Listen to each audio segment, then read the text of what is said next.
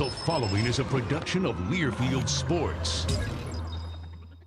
It's football season in Chattanooga, where the Mocs are back-to-back SoCon champions. We've got tremendous football players in this room. Caught at the 25, down to the 20, down to the 10, touchdown Chattanooga. Well, I think the fan support part of it is huge, because our fans are phenomenal. Wants to throw, and it is picked. Led by head coach Russ Huseman. Come out and play with unbelievable energy today. Play with the chip on your shoulder today. You guys belong. Let's roll. Welcome to Inside Chattanooga Football, hosted by head coach Russ Huseman and the voice of the Chattanooga Mocs, Jim Reynolds. Brought to you by Allegra, 24-hour relief from indoor and outdoor allergies.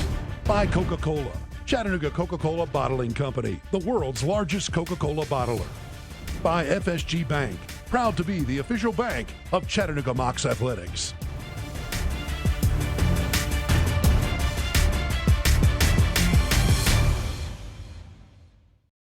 Welcome to Inside Chattanooga Football. I'm Jim Reynolds. What a great weekend for UTC athletics, starting with the men's basketball team going to Athens, Georgia, knocking off the Georgia Bulldogs in overtime. Welcome, Matt McCall, to the UTC basketball program. Volleyball team, a great win on Friday. They come back and win the championship on Saturday with a win over Western Carolina. Women's basketball team, a pair of victories over the weekend, including an opening round win in the women's NIT, and of course the football team knocking off the Citadel to win that Southern Conference championship. So mark it down. 2 championships over the weekend for the Chattanooga Mocs. That's a great weekend in anyone's book. UTC's football path in the playoffs will be revealed Sunday morning at 11 o'clock in the auditorium at the University Center, and you are invited. Public is invited to attend that, and the Mocs football team and you will find out at the exact same time at that viewing party Sunday morning at 11, auditorium in the University Center. Our program today will have highlights of the Mocs win over the Citadel Bulldogs and preview the upcoming matchup, final regular season game, as the Mocs travel to Florida State. All that and more when Inside Chattanooga Football returns right after this. We celebrate you, loyal UTC fans, who brave sunburn and parking game after game. You super fans who live, eat, and breathe your UTC sports. And you, family of fanatics, passing down your game day traditions. No matter who you are, Mighty Mocs, FSG has you covered. Get the exclusive Power C debit card and show your UTC pride. Together, we'll ride the rails to victory. FSG Bank is proud to be the official bank of UTC Athletics. The Learfield Sports Directors Cup honors the nation's best overall collegiate athletic program in each division, men's and women's sports. The prestigious award continues its reign as the crowning achievement in college athletics. To follow your favorite team, like us on Facebook. Find us in USA Today, online, and on Twitter at LS Directors Cup. Over 2 decades of excellence, the Learfield Sports Directors Cup. This segment of Inside Chattanooga Football is brought to you by Allegra, 24-hour relief from indoor and outdoor allergies. As you look at it, probably the biggest game since we've been here, with so much on the line. And it's not only because of us, but it's because of the team we're playing, Citadel. There's a lot on the line for them, a lot on the line for us, and big game. Again, with 2 good teams battling it out, we'll play hard. I know they'll play hard, but obviously we're going to have to play better than we played last week. And by better, I mean we can't turn the ball over 4 times in a game and not get it in from the 1-yard line with 2 shots at it. We got to make sure we clean that up, but it'll be tough, but we understand it, and we got to have a great week of preparation. I'd like to be wrapped it up already and have an easy game, but it's 2 or 3 weeks ago you kind of knew it was coming to this if we could take care of business. So it's not like it snuck up on you and it's a surprise. I mean, you could kind of see it coming. Well, I think 2 things you said. They're very stout, so they're physical, and they create turnovers, and they're getting a ton of interceptions and creating them, and they're very physical. They're not, they're not overly complicated, but they're going to be in the right gap. They're going to tackle well. I've been extremely impressed with them defensively. So I'd say the physicality that they bring and they're creating turnovers. No, I don't believe that's the case. I believe in their mind, if I was putting myself into their shoes, first thing I'd say is I don't want to share it. So there you got something to lose right there. If they don't win the game, now it's a wait and see for playoffs, whether they get in or not. So I think they got a lot to play for, obviously, and as do we. Yeah, I mean, their defense is way better. I mean, they're watching them on film, they're as good as anybody in the league on defense, including us. It'll be the same. I mean, it'll be the same practice we had against Wofford and how we handle the practice situation as far as defending a triple option. So no different. I just asked our guy, I told our guys, I said, let's go out there with a bounce in our step, a smile on our face, a sense of urgency, relax, enjoy the week, do a little extra, whatever you got to do. I hate to say, we'll watch more film or do this or do that, because that insinuates that we weren't doing enough the previous 9 weeks. But I do want a sense of urgency from our guys. I do want a bounce in their step, and I do want to. I do want a relaxed football team too. Well, anytime you're playing at home, there are advantages, no question. And if we get a great crowd, it'll only help us out. But great crowds don't guarantee wins. Bad crowds don't guarantee losses. It's what happens, on the football field in the week leading up to the football game. So. Do I think it helps to have a big crowd? Yeah, I mean, it helps the energy levels, no question.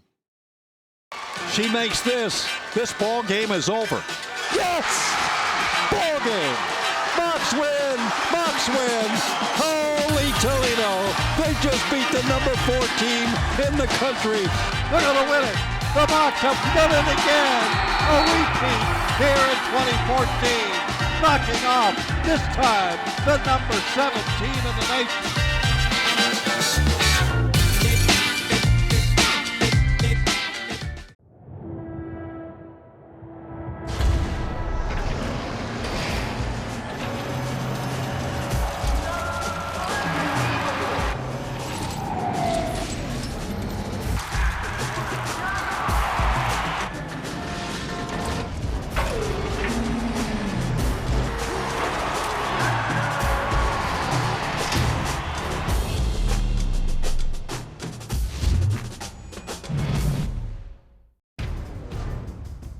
This segment of Inside Chattanooga Football is brought to you by Coca-Cola. Chattanooga Coca-Cola Bottling Company, the world's largest Coca-Cola bottler. The reason that we play these games that lots of people like to call money games is kind of far-reaching. Obviously with schools and FCS, your budgets are more limited. And these games help. They can generate up to $500,000. For us, that's important when you're talking about increasing scholarships for sports, letting your teams travel the way you want them to travel, playing the tournament you want to play in. Well, that all takes money. It's also a great experience. We don't want to go play somewhere that's not a good experience for our athletes. And for us, going to Louisiana and playing a night game in Death Valley will be a great experience. Oh, it's pretty exciting. It's just like you just look up, you just see a big circle of people, and it's just screaming your name, probably booing you, and it's just pretty exciting, fun. Everybody's out there laughing, having a good time. It's fun for the players. They're saying, I'm going up against Alvin Cook, man, the best player in the country. And, you kind of make yourself feel like, yeah, I can get him on the ground, or this guy, I can get off of this block, or I can make this guy miss offensively. But for me and the coaches, it's another game. Because we're not sitting here saying I'm going up against Jimbo Fisher. I don't think any coaches ever go in and say, I'm going to put a chess match on Nick Saban today and get after him. I mean, that's not the case at all. I think a bit of the misnomer is that the football game funds football things, and the truth is the football game funds a whole lot of things, a whole lot of different sports. So when we're getting those games, it makes everybody healthier. Yeah, well, the talks to schedule these games are something you may see happening 5 years ahead of time. What normally happens is I'm reaching out all the time, or whoever does the schedule, with contacts, trying to find games that are conducive to our fan base traveling. The question comes up, are those games going to keep happening with the way the Big Five is now? And our hope is because we're good, because we're winning and going to the playoffs and more recognizable in the FCS landscape, it actually makes us more attractive to those teams, because when you're playing teams that aren't successful in FCS, then it's considered to the big schools as just a money grab, easy win. But in our case, you saw it with Appalachian State when they beat Michigan. People are going to want to schedule you because you're better, and it gives their schedule more strength. Hopefully we make life hard for them, but in the end, when you're on the other side of it from the big school's perspective, it's really a way to build depth. It's a win-win for both places. We're not only getting experience for our guys to go play at a venue like we usually get to go play in, but the other team gets to play against a quality opponent while building their depth. That's what they want to try to do. In that respect, it should be a compliment to us that a bunch of people in the SEC are wanting to play us. We're just thankful that they play us. And, I saw Jimbo Fisher's comments about thinks these games are good for college football, and I appreciate him saying that, because they're important, in my opinion, for college football. I think it's important that we get these opportunities for our players and our budget and all those things. So it's time for the Student Athlete Spotlight, brought to you by Southeast Bank.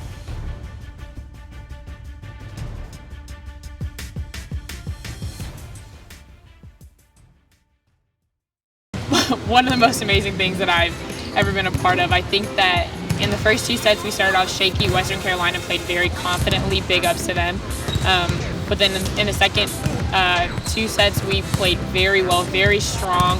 We knew sets 3 and 4 were the most important, because if we didn't win, we were only going to get a share of the Southern Conference title, and that wasn't what we wanted. So in the fifth set we came out and we were like, look, we're committing to playing these last 15 points as hard as we can, because we don't want anybody to think that winning regular season was a fluke. We don't want people to think that, oh, they just happened to do it because another team did bad. We want it to be like, no, we're going to go out on top and we're going to win it outright, and that's going to show everybody that we came to play this year. And that's exactly what we did. And that last point was one of the most amazing things I've ever experienced, because I turned and I saw everybody charging the court, and Travis was hugging Dwayne, and Alyssa was screaming, and it was just amazing. And all of our parents, there were parents there, and they were super excited. And then we almost forgot to high five Western Carolina. They were just standing there, and then Travis was like, just run to the locker room. We ran to the locker room and we sang songs literally for 30 minutes straight. It was the most amazing thing. We really have one simple goal, and the entire year we've been climbing a mountain, and this part is reaching the top. We reached one top, now we got a little bit more to go, and so our biggest advantage is just starting strong and playing solid. Our game is a heck of a game, and when we play to the full potential that we have, there's not really many people that can stop us. So as a senior especially, we just play every point like it's our last point. We work hard for ourselves, work hard for the people next to us, we work hard for our program, for this school, and we just know that we want to leave the SoCon tournament with no regrets. And if we do that, then we have a really good chance of coming out on top.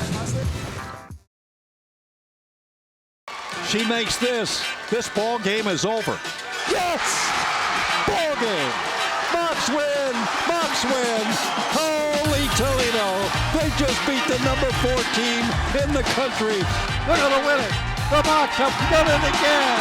A repeat here in 2014. Knocking off, this time, the number 7 team in the nation.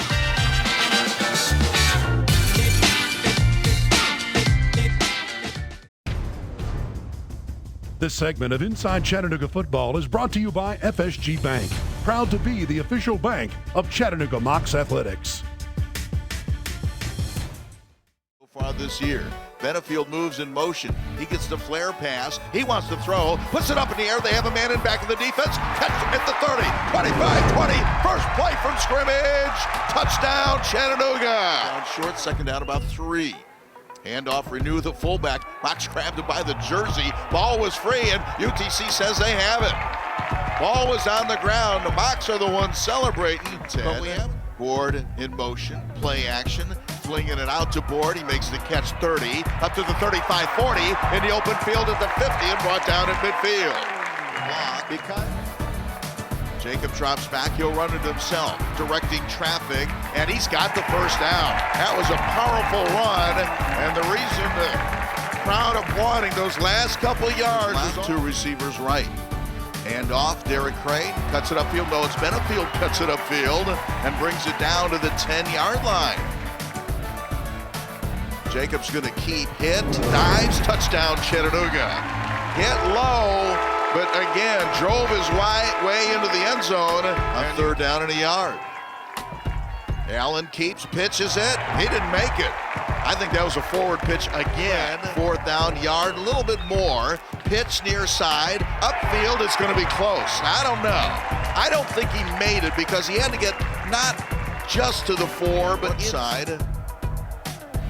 Huseman drops back, screen pass, complete, 20, 25, first down 30, 40, 45. That's a Chattanooga first down, setting up Isaiah Mack. And again, handoff right up the middle, and they handle it nicely, right up the gut. 2 receivers on the far side, slot near side. Huseman drops back, has plenty of time, puts it through the air, throws it long, has a receiver up in the air, caught. Inside the 20, down to the 15-yard line. See in there right now for Chattanooga. Jacob is going to keep, cuts it on the far side, cuts it in. Touchdown, Chattanooga. Second rushing touchdown of the day for Jacob Huseman. 21 zip in favor of Chattanooga. Allen drops back, wants to throw, and he is sacked. Spots when he sees something. He's been able to take advantage. Rolls out far side, throws it on the run underneath, pass complete. Breaking a tackle down to the 50, down to the 45, down to the 44, 43-yard line. 2 right, under 5 minutes to play 3rd quarter. Quarterback draw once again. Up the middle at the 40, at the 35, sprint 20, down to the 15, inside the 10. Jacob Huseman again saw a big hole right up the middle. 14 as we speak, little high snap. Ribeiro's field goal is good. Enrique Ribeiro knocks it through. He had his 3rd and 13 key play. Huseman with time, drops back, puts it up in the air far side to CJ Board. He catches it at the 45-yard line. Yes. 2 yards to go, 2nd and 2. Handoff, near side, running room. There's Derek Crane in a foot race, down the near sideline. No signal, touchdown Chattanooga. There's 5:25 left, 4th down, about 3.5. Allen to throw up in the air and slapped away. Incomplete pass. Coming from the secondary for Chattanooga was Steve Urchin.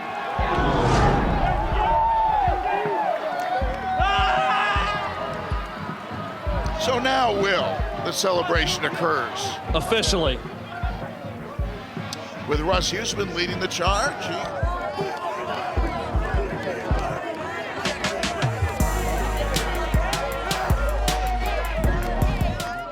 We celebrate you, loyal UTC fans, who brave sunburn and parking game after game.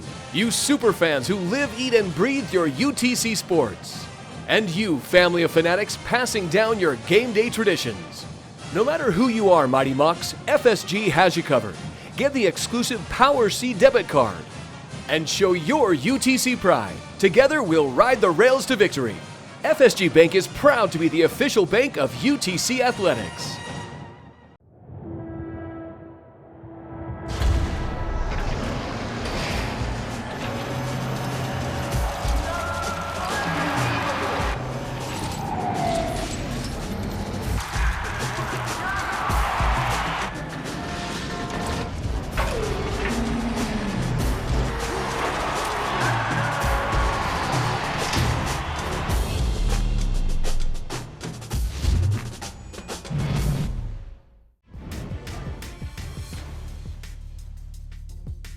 Welcome back to Inside Chattanooga Football. I'm Jim Reynolds, along with Mocs head football coach Russ Huseman, and it was a pretty good weekend in Mockland, wasn't it, for football and everyone else?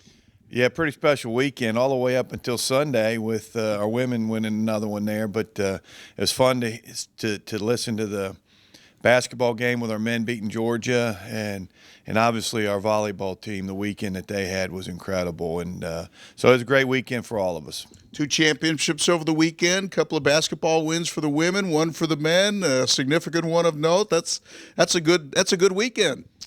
Yeah, I think everybody had to work real hard except our women's basketball team. They're routine, man. They just reel them off all the time. But again, what our volleyball team did, in my opinion, was incredible, and proud of them. Not only winning a championship, but how they did it, and obviously us winning one and getting the automatic bid was huge for us.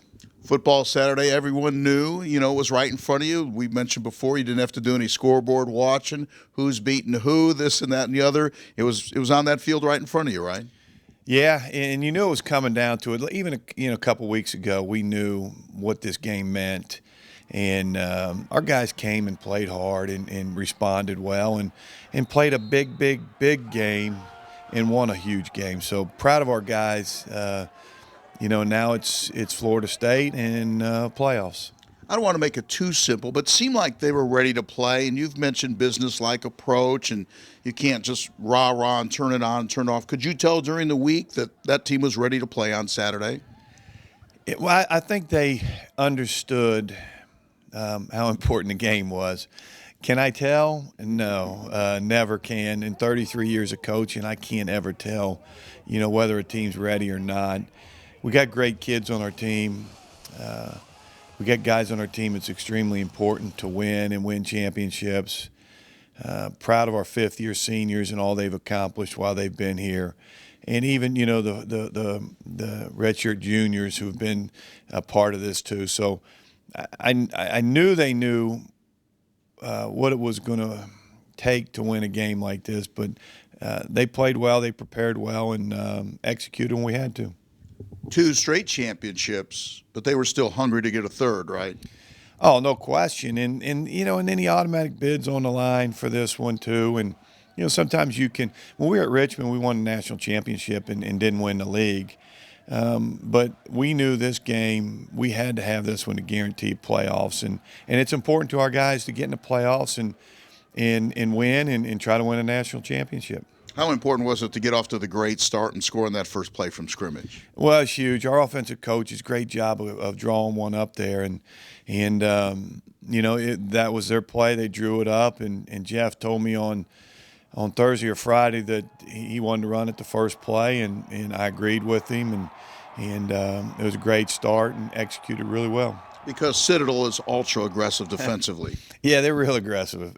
I mean, they get after you. They play well on defense, and give our offensive guys a lot of credit. I mean, to have, almost 500 yards in offense and 30-something points and those types of things against a really good defense showed how prepared our offensive staff got our guys. They had one big play, running play, I'd say. Citadel did, and that's one of the things you kind of fear when you face that offense, isn't it? Yeah, if you got so many people running in different directions. You got a guy running down the pitch and just all over the place. And if they pop one inside, they did it to Mercer. They've done it a lot this year, and if you don't fit your gaps exactly right, or you just arm tackling through. A lot of times it's a big gain, and that's what happened to us. All right, dumb question time. I'm warning everyone in advance. Do you approach the Florida State game any differently than you would have anyway, knowing that you have the bid and the championship? Well, for one, I don't think our players would allow us to be honest with you. Even as coaches, if we felt like, well, we need to do this, we got to sit this, our guys would never allow it. They want to play. They want to compete. If and to get Jacob off the field, or to get Keontae Davis or Nakevian Leslie or any of those guys off the field, it's going to be really, really hard. They want to play. They want to win. They want to compete. They'll be excited to play. And so I don't see how you can treat it any different than another game. And players They like that atmosphere, don't they? Oh, yeah. They're going to have fun down there. They're going to enjoy themselves. And I talked in a team meeting on Sunday. I said, we got a lot of football left, starting with Florida State. Prepare like you'd prepare for any other game. Understand the challenges in front of us with the type of team and players that they have. It won't be an easy task for us, but I said it's about blocking and tackling and throwing and catching and covering people, and we'll go and we'll compete. If it's good enough, it is. If not, it's not. We'll have highlights of that Mocs game with Florida State next time, and also know the playoff path for the Chattanooga Mocs. That's it next time on Inside Chattanooga Football. Inside Chattanooga Football has been brought to you by Allegra, 24-hour relief from indoor and outdoor allergies. By Coca-Cola, Chattanooga Coca-Cola Bottling Company, the world's largest Coca-Cola bottler. By FSG Bank, proud to be the official bank of Chattanooga Mocs Athletics.